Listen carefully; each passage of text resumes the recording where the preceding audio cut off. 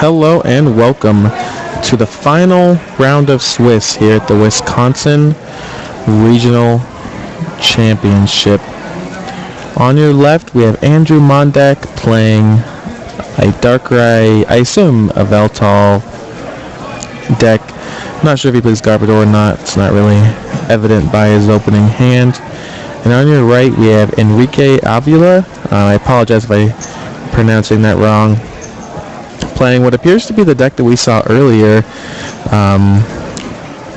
Palkia Plasma deck. It could also just be a normal Plasma deck and just happen to start with this one copy of Palkia.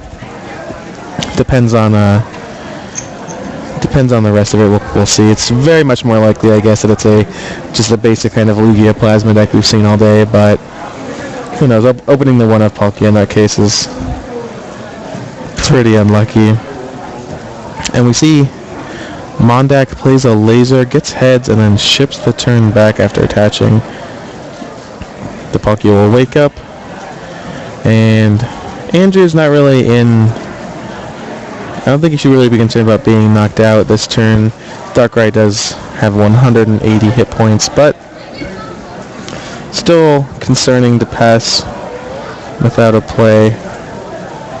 And there's the TCE and the Colorless Machine onto the Palkia EX, which will allow it to use Strafe. Just hitting 70 damage. What's that? Just hitting it for 70 and going back to Snorlax. Yep. It's actually pretty solid. Bounce back into that Snorlax, and as we've seen earlier... Oh, but he's playing a Chorus for 1. Oh wow, playing colors for 1 card. It's not... I'm not a big fan of that whatsoever. The 1 card is another Palkia, and he's going to have to go ahead and strafe there. And we've seen... The colors for 1 is something that we've seen kind of a lot in the past. You know, a lot of people will colors, maybe not for 1, but 2 or 3, and kind of just saying, I really just am sick of my hand and want to draw something else. But the problem is that if you have any number of cards in your hand, you're shuffling them into your deck and then giving yourself a lower probability of actually drawing the cards that you want to draw. Because now, I don't know how many cards Enrique had. 1, 2, 3, 4, 5, 6, so I assume he had 2 more in hand. And so now those are just 2 cards that are in his deck that he can draw now. You know what I mean? Mm-hmm. Whereas he could have had those 2 cards in hand and then had been live to draw any of the other cards in his deck. Don't get me wrong, not playing a supporter on turn 1, having a supporter at hand is rough. But especially with a card like Colorless that just gets so much better the more you wait. He could have just as easily waited a turn to see what kind of basics Andrew got out onto the field. And definitely. After that point, then play the Chorus for 2, 3, maybe even 4 cards, depending on what Andrew pulled out. Especially given the fact that Enrique, he already had the attack up. He was already doing pretty well. He can definitely wait a turn or 2 before firing off that Colorless. Definitely a very aggressive play. Oh, without a doubt. The Snorlax stays asleep. Andrew unable to retreat due to Snorlax block ability, and a Plasma Energy was the draw step for Enrique. He's going to go ahead and pass the turn back. Andrew top decks a double Colorless Energy. There's a 3rd energy needed for Night Spear. And I think, Andrew definitely wants to get something built up. This Darkrai does have 70 damage on it. He can't really wait forever, but I think he's fine just taking the knockout there. Absolutely. Plasma Ball, it looks like, was the draw for Enrique. This is unfortunate for him because he's playing every card that he draws. He's telling Andrew that he has nothing. Definitely. And it's obvious, even if he wasn't to play the cards that he's drawing, it's obvious just because he wouldn't be playing them then, you know what I mean? He's not going to top deck a Professor Juniper and then not play it because he's trying to fake Andrew out. Mm-hmm. Rough spot to be in. He gets a Snorlax off the Plasma Ball and strafes it to the front. Andrew draws his Sableye for his turn. Pokemon Catcher, and that's a Tails. Not too sure what he was wanting with that. Snorlax is more or less stuck in the active position at the moment. There's a very low chance that Palkia would get back into the active to knock out the Darkrai. Very true. I think maybe he has, if he has a Muscle Band Muscle Band Hypnotoxic Laser in hand, he can get the knockout on Palkia that way if he hits the catcher. Or he could just be trying to actually apply pressure to Enrique's attackers instead of just getting him, because as you said, the Snorlax is stuck there, but that's not even that bad for Enrique because it's going to be another turn or two before Andrew really starts putting any real pressure on him. So another draw step or two, maybe 3. That's true, but at the very least, Andrew would be drawing into his second prize. So he would be putting himself, or setting himself up to just take 2 more knockouts, 2 more prizes off of EXs. Definitely. He could have also wanted to retreat there. Actually, might have been his plan to just be able to get his Snorlax out of the active position to be That's able also to retreat. very possible. That's actually probably what he was going for. Don't know why I didn't see that earlier. And looks like a Dark Patch going on the Yveltal. And the laser is going to go ahead and knock out the Snorlax with the Night Spear. Put 30 more on that Palkia EX.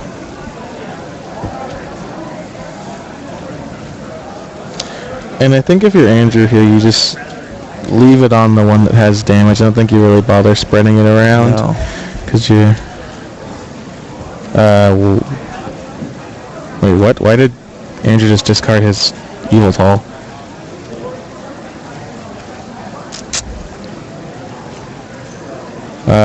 Wait.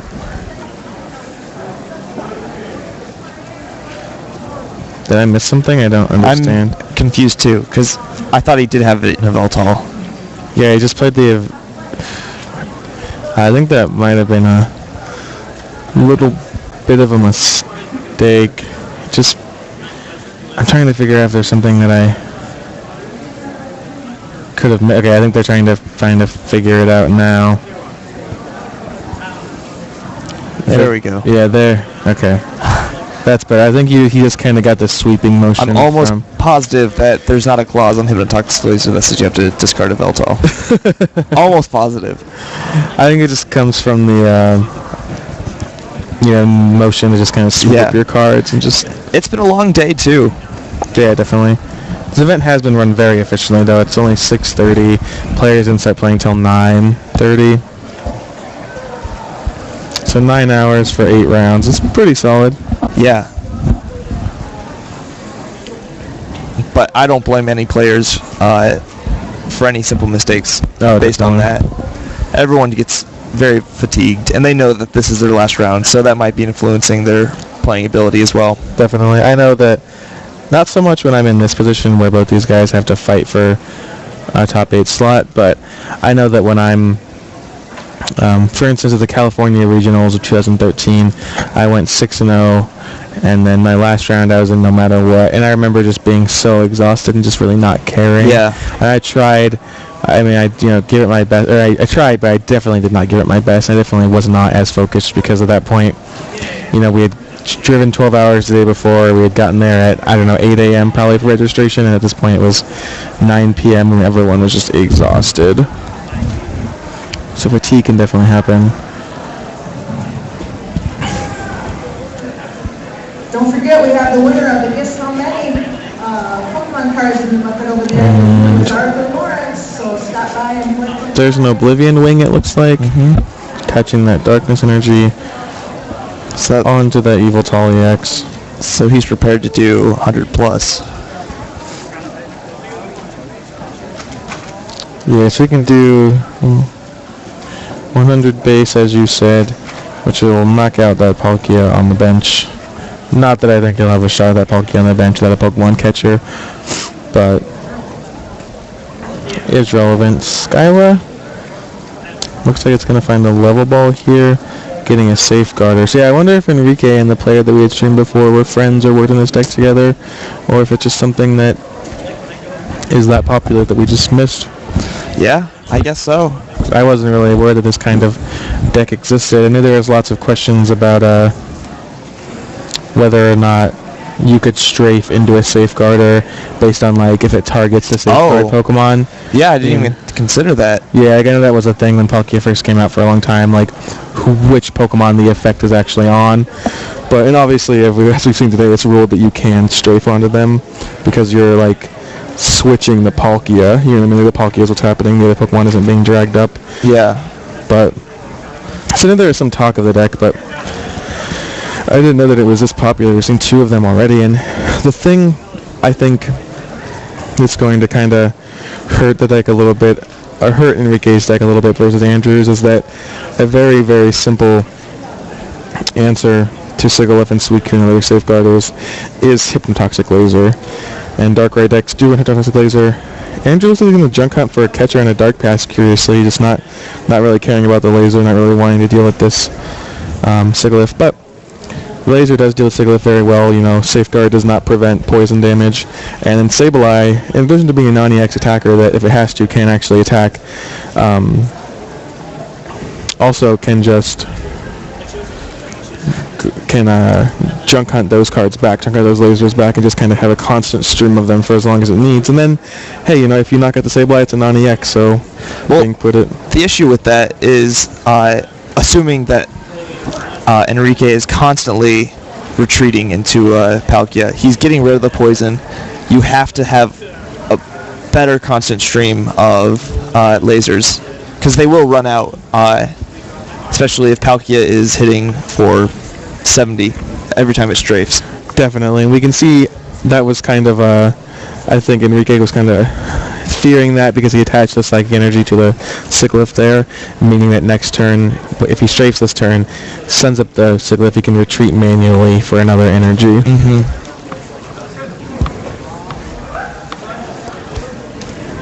And there's the strafe and the knockout. Looks like 3 prizes left for Enrique. All apologies for the way he's putting his prizes there. Kind of interrupts the graphics, but try and get that solved for you. And there's a Dark Patch onto the non-EX Yveltal. I guess Andrew doesn't really even have to worry about the Sigilyph because he has that Yveltal, so it's definitely not as good against him as it is basically every other opponent. And there's an Ultra Ball. Speaking of Safeguard-like effects, what do you think of the Pyroar coming out in the new set? That's much like Mewtwo level X, right? Yeah, it's a... Pyroar cannot be damaged by basic Pokemon. But other effects can go through? Yes. Okay. Interesting.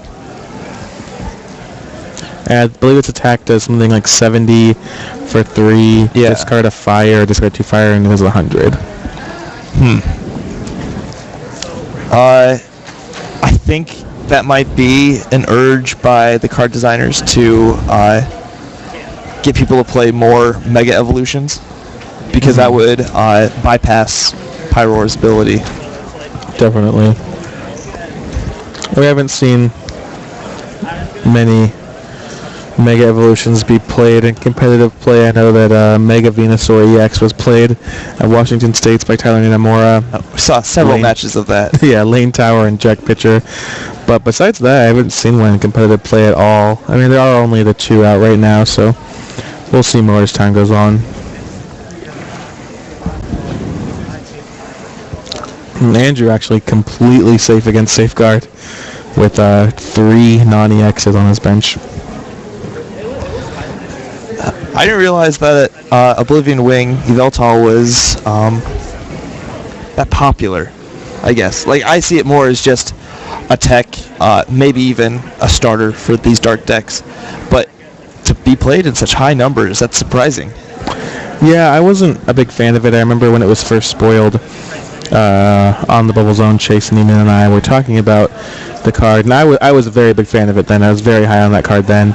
And I remember I had said something like, or Chase said something like, I think I would just rather junk hunt every time, you know what I mean? Like if I'm going to attack with a non-EX, and kind of set up my board and just want to junk hunt. And I was like, no man, you gotta believe me, this card's good, you know what I mean? It's the real deal. But we've seen the same effect more or less in Thundurus. Like, Thundurus is excellent. Granted, it has wonderful type advantage, but this baby Yveltal is so simple as well. Definitely. And I think, so I wasn't a big fan of it then. I'm still not a huge fan of it. I don't think I would run 3 by any means, but I do see where it has some appeal. It has a lot of versatility. If you're Andrew.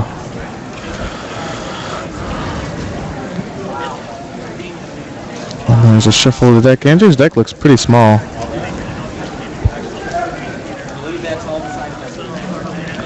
Ends himself to 3. Andrew should have 3 cards in hand.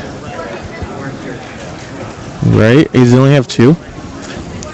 Looks like 2. He has 3 prizes left, though. He should have drawn 3 off of that. Did I miss something?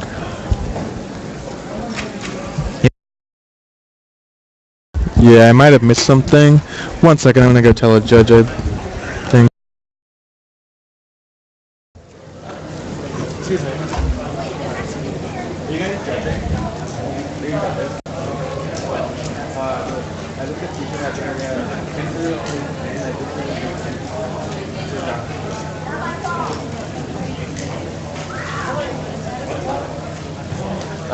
I think Mondak just drew the incorrect amount of cards off of an end.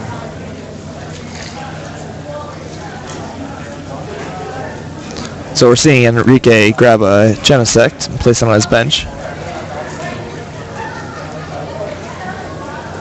He could very well be gunning for that Yveltal. That or just counting up possible damage output. Oh, see a red signal on the Yveltal. Floatstone on the Sigalith. Oh, and a Helix Force off of that Deoxys for the game.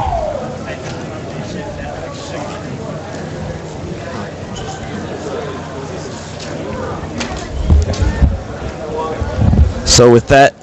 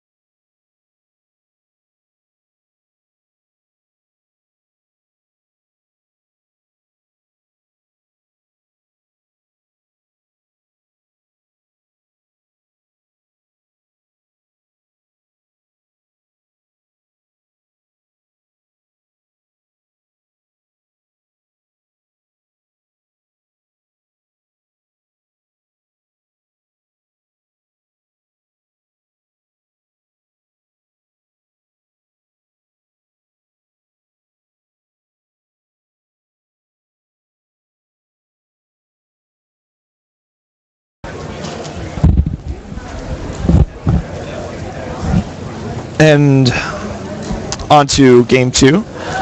We see a double mulligan, giving neither side a card advantage starting out.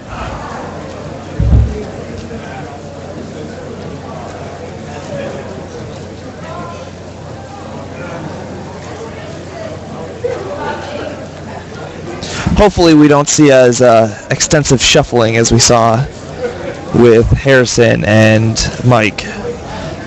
Those two goofballs just kept us waiting. Andrew and Enrique seem to be more competitively spirited at the moment. They want to have a good game this last round, and I hope that happens.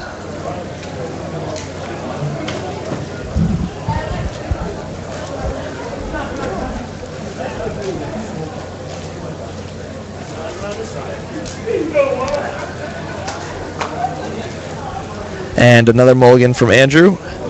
See Enrique placing down a Snorlax into the active position. And he will be drawing at least one card off of for the mulligan.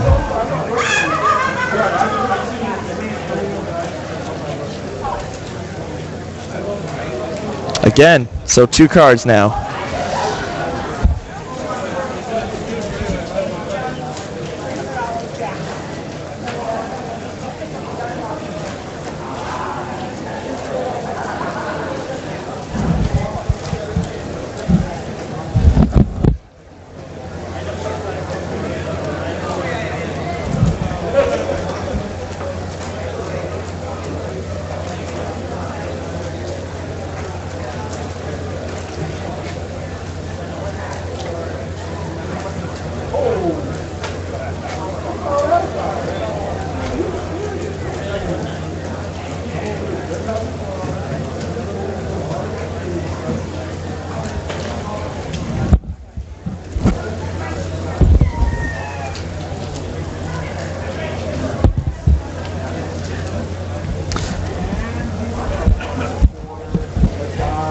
So very quickly we see an N coming from Andrew,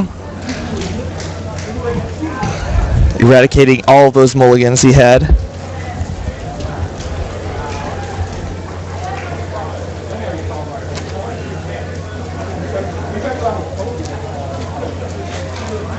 And Hypnotox Laser with a heads.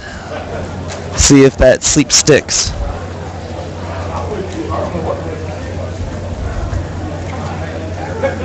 And it does. I don't think that'll influence the game too much, but you never know.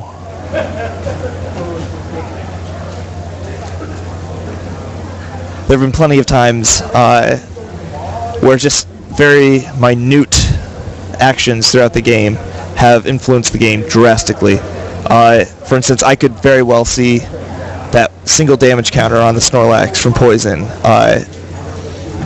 somehow being the difference between hitting a certain magic number. But that is neither here nor there. Can't tell. But I'm excited for this game. See a DC on Palkia. Snorlax is still asleep. And a Juniper from Andrew.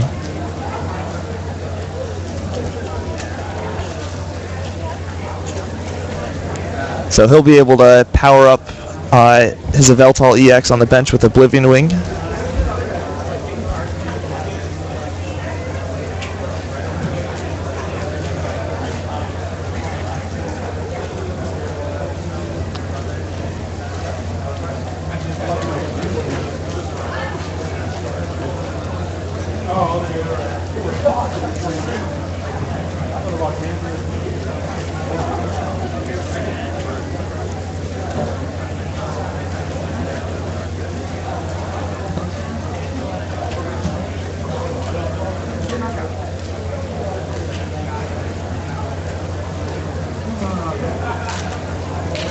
Oh.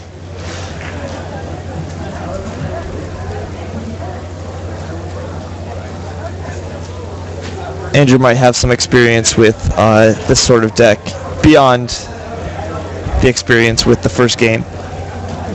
He knows that Safeguard is in the deck. It's prominent. It's likely that Palkia will strafe into any Safeguard Pokemon. Having such a high number of the baby Yveltal in Andrew's deck will certainly prove to be a strong addition. So currently Palkia is strafing for a whopping 90 damage. Not enough to take out baby Yveltal.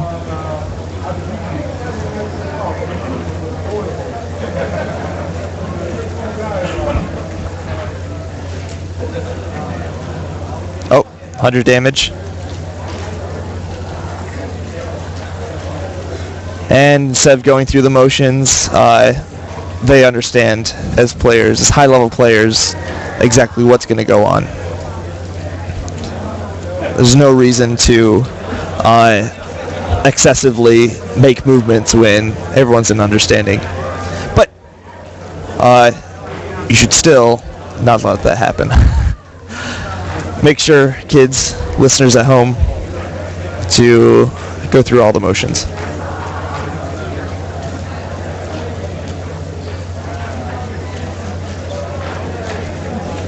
See an N. Bring Andrew down to a 5-card hand after taking a prize off of that Snorlax. Yveltal will most likely go down this turn with Enrique's strafe into, I would presume, another Snorlax.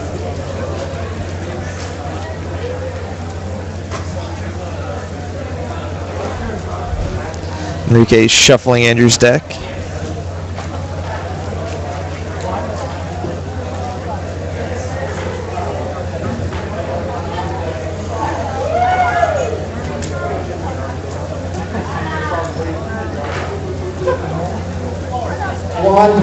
And a Psychic Energy onto Deoxys. With the way that Plasma has been built recently, attaching Basic Energy beyond any Lightning Energies just seems odd to me.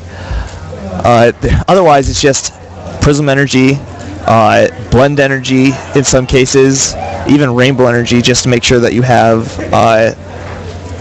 essentially another Prism.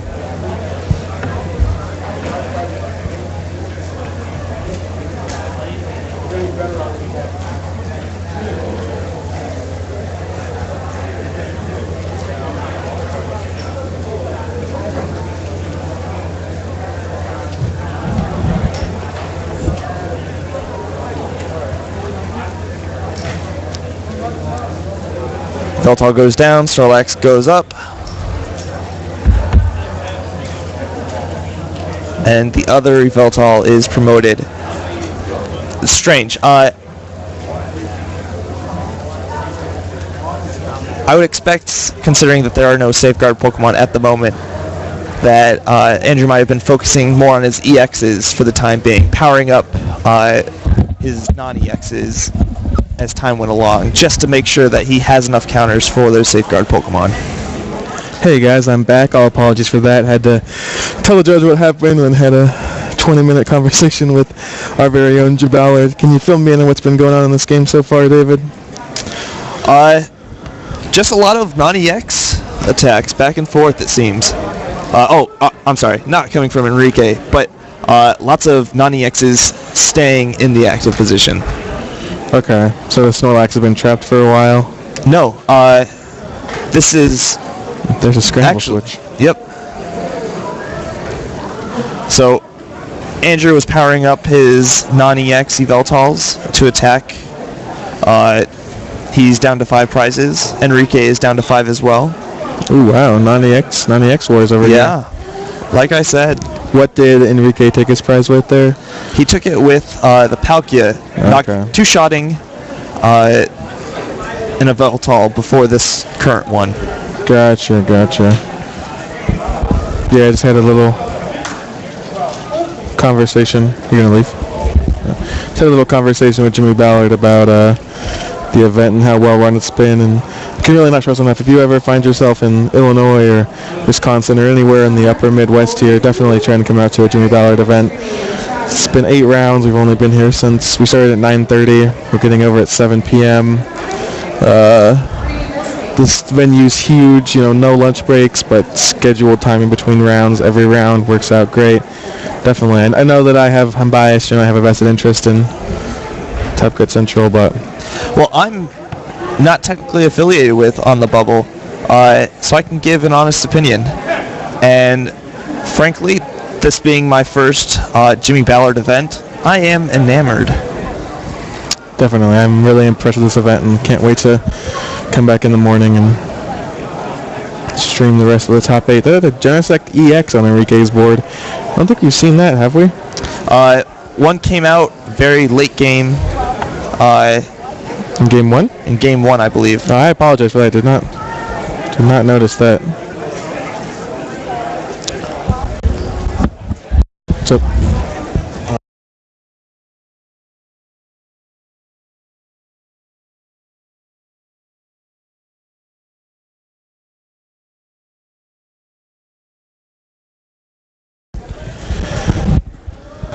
Sorry about that, folks. We did have a little behind-the-scenes discussion. You see a laser get what looks like a tails from Andrew's side. I believe that was. And now the DCE doing some counting. Will be enough for the knockout after poison. Palkia has 170 hit points, yes, so 14, yep, should be enough for the knockout. It's going to be pretty great for Andrew trying to come back in this series. That's a double dark patch. That triple dark patch? Wow. Wow, triple dark patch from Andrew Mondak. And now the question I think for him is just who do I attach it to? He's going to go ahead Who doesn't he attach it to? Yeah, he's going to go ahead and choose that Yveltal EX with the idea that it's just a stronger attacker in general. The Darkrai, at least at today's tournament, has really served a supporting role. And that's so interesting to me. Just the evolution of him in the game. Oh, definitely. I remember when Darkrai came out, I thought it was the most broken card ever, and then it turned out to be very, very, very good. And now it's interesting, I agree, to see the Darkrai kind of sit back and take a role of like, you're not the best attacker in my deck, but you give me Dark Cloak and you're okay at sniping sometimes, whereas, it used to be, before Yveltal was printed, you were just an insane attacker, 90 for 3 with a 30 snipe. Can't be beaten, but... He's been relegated to almost a tech in some decks. Definitely. Like, we saw Kyle Sukovic's deck, and Kyle, I think, did lock up top 8. He intentionally drew with Dustin Zimmerman this round. So Kyle has my top 8, Dustin has my top 8. I believe Justin Sanchez and Ben Potter have also made the top 8. So that's 4 of our top 8 slots locked. We'll let you know. Tomorrow will be wonderful to watch. Yeah, tomorrow is going to be a very, very... Dustin Zimmerman, Justin Sanchez, Kyle Sukovic, Ben Potter, also just 4 of the best players in the U.S. right now. All made the top 8. Just shows you how stacked this event truly is. I wouldn't have it any other way. It's been wonderful. It has been a great day.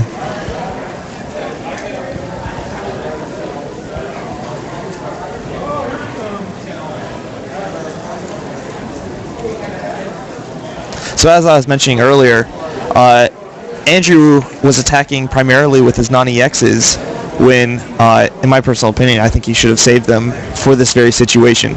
He has 0 non-EXs on the board and no way to adequately deal with that Sigilyph. Yeah, he's in a tough spot here. That's why one of the reasons why I think loading up that Darkrai might have been correct. Just he would have been able to snipe around at least. Wouldn't have done a whole lot to that Sigilyph, but the Sigilyph also can't do a whole lot back to a Darkrai. Darkrai has resistance. And no, you're right. Isn't exactly known for being a huge attacker. We could easily see a Palkia out of nowhere, though. For sure. Is that an energy on that Sigilyph? I cannot tell. And there's the Palkia. We see a DCE Colress machine. See the Colress machine.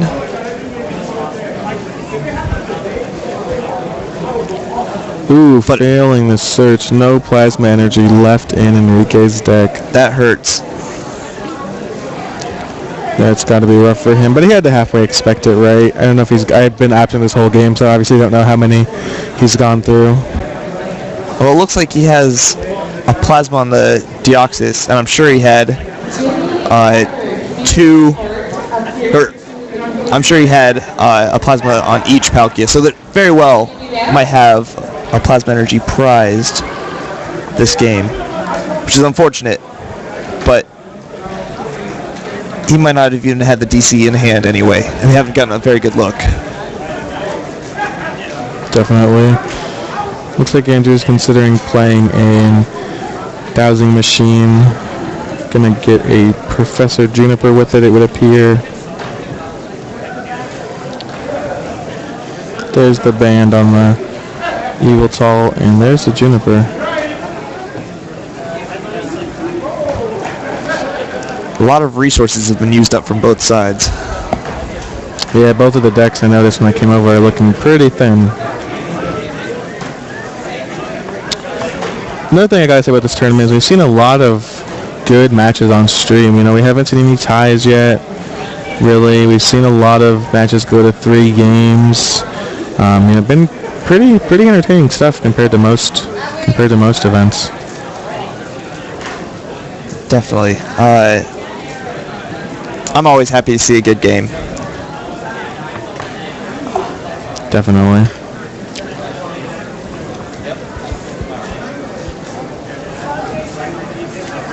And it looks like Mondak is retreating into that Yveltal.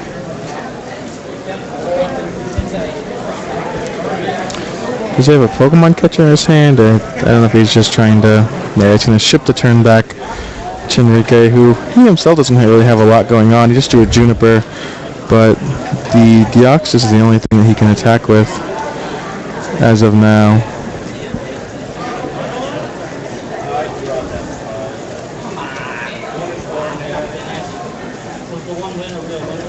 And the Colress is going to draw him 8 cards, it looks like.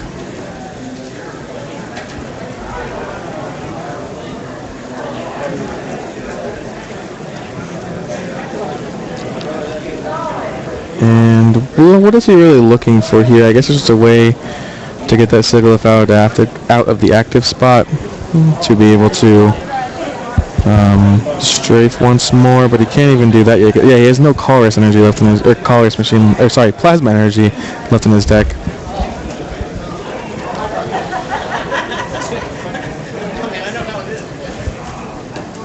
I'm really interested by this Palkia deck. It's pretty simple, pretty linear, but I'm interested by its very existence, really. That so many people are playing it. Yeah, seemingly just so. Just the fact we have 2 players playing it, and one had a good enough record to be featured on stream, and the other one is maybe playing for a top 8 slot at this point. You know what I mean? And it's just very. It is interesting. Those style of decks have never really captured me. I remember relatively early in my career, there was a game or a deck called Kurskar. Do you remember that? I do. So it involved a Gengar that would jump back to the bench, and most people would promote a Spiritomb that shut off all trainers, all item cards while in the active position. Definitely. Spiritomb is one of my favorite cards. Stopped even playing items. And Mike Newman has lost his last round to be eliminated from the tournament at 4-4. Unfortunately. He could still bubble in. He's still on the bubble. But yeah, I remember. So you weren't a big fan of that Kurskar deck back then? No, that style of deck has never interested me. Fair enough. Yeah, I remember I wasn't too big of a fan of Kurskar either. It came around right. I was playing by then, but I was just You wouldn't find me playing anything but a Dialga Luxray back then. I messed around with Plume decks though, of which Kurskar was one, which I do like. And I think back then, if I knew now what I knew back then and had my preferences that I do now, I think I probably would have been playing some more Vileplume based decks back then. Because that's definitely my preference now.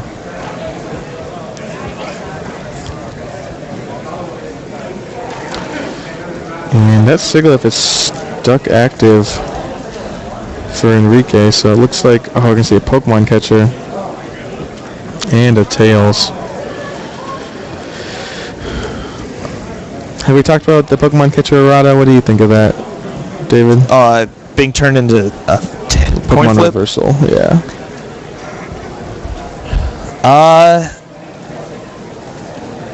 I'm not too sure. I was fine with catcher being the way it was. It being a coin flip means that benches are safer now. That you could build your deck to be supported by Pokemon that couldn't necessarily hold their own otherwise. Definitely. I'm not a big fan of Pokemon catcher or Pokemon reversal. Yeah, the whole gust of wind effect seems like it needs a little bit more than just being played or having a coin flip. There should be some sort of additional consequence or clause that you must fulfill. I mean, every time that we've seen just a straight up catcher, whether Pokemon catcher, gust of wind, bright look, anything like that, it's warped the format around it. Pokemon catcher, I mean, it's no coincidence that Empoleon decks started getting played heavily once Pokemon catcher changed to a flip, you know what I mean? And Dusknoir got a lot better as a card, and the format has kind of gone back to, there's a basic few decks that still win, but the format was busted wide open by catcher changing, and a lot of people tried different decks, you know what I mean? They tried different things, and it really allowed for a lot more to be played. But we've gone back to catcher seeing an increase in play, which is interesting but expected, really. Gust of wind effects are just too good for the game. I was really hoping to see a rotation of catcher in the recent past, or like in the near future at least, and then see a rise in the warp point print of Escape Rope. Right. Yeah, we'll not be getting that anytime soon. Pokemon catcher having just been reprinted in the X and Y. Unless Escape Rope is reprinted, Escape Rope will probably never see the glory that Warp Point once did. True, Warp Point's one of my favorite cards. Escape Rope as well, but there's just so much less to it now, I feel like.